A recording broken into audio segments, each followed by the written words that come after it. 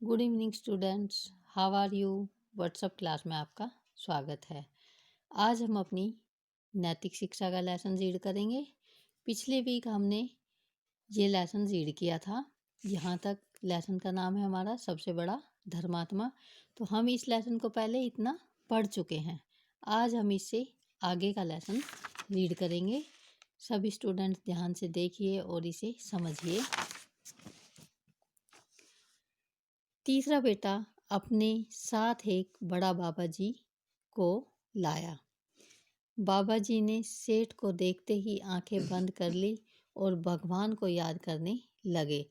तीसरे बेटे ने कहा, पिताजी, यह बड़े पहुँचे हुए संत हैं, बहुत प्रार्थना करने पर पधारे हैं, बहुत बड़े तपस्वी हैं, 7 दिनों में केवल एक बार भोजन करते हैं, सदा भगवान का ध्यान करते हैं और इनके समान दूसरा और कौन धर्मात्मा हो सकता है।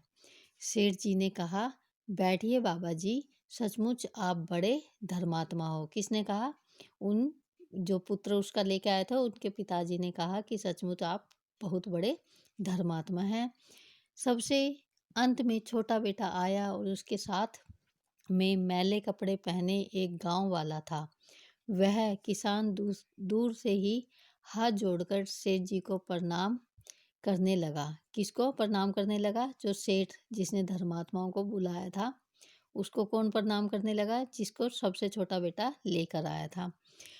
तीनों भाई अपने भाई की मूर्खता पर हंस पड़े। कौन हंस पड़े? क्योंकि उसके तीनों जो उसके बड़े भाई थे, क्योंकि वे भी अपने धर्मात्मा लेके आए थे। वो तो अलग लेके आए थे ना, और ये छोटा बेटा तो एक निर्धन व्यक्ति को लेके आया था, इसलिए वह उस पर हंस रहे थे।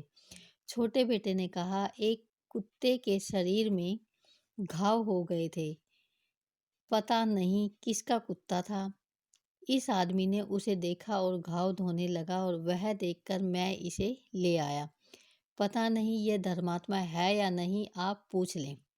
छोटा बेटा जिस व्यक्ति को लेकर आया था उसके बारे में अपने पिताजी को कहा कि पिताजी आप ही इससे पूछ लो कि ये धर्मात्मा है या नहीं। मैंने इनको जैसे देखा मैं इसीलिए आपके पास ले आया हूँ। सेठ ने किसान से पूछा, तुम धर्म कर्म का क्या काम करते हो? किसान ने कहा, जिसको बेटा लेके आया था, किसान ने कहा, सेठ जी, मैं अनपढ़ आदमी हूँ, मैं धर्म कर्म क्या जानूँ। हाँ, यदि कोई बीमार होता है तो मैं उसकी सेवा कर देता हूँ, कोई मांगता है तो मैं मुट्ठी भर अनाज दे देता हूँ। सेठ मुस्कुरा कर बोला, सचमुच तुम सबसे बड़े धर्मात्मा यही है। किसने कहा? क्योंकि वह दीन दुखियों की सहायता करता था और जो उसके पास होता था वह दे देता था। तीनों बेटे इधर उधर देखने लगे। सेठ ने कहा, दान पुण्य करना धर्म है, झूठ न बोलना, क्रोध न करना, पूजा पाठ करना भी धर्म है, लेकिन सबसे बड़ा धर्म है बिना किसी चाह के असहायों की सहायता करना, बिना किसी स्वार्थ के भूखों को अनाज देना और दूसरों की सहायता करना।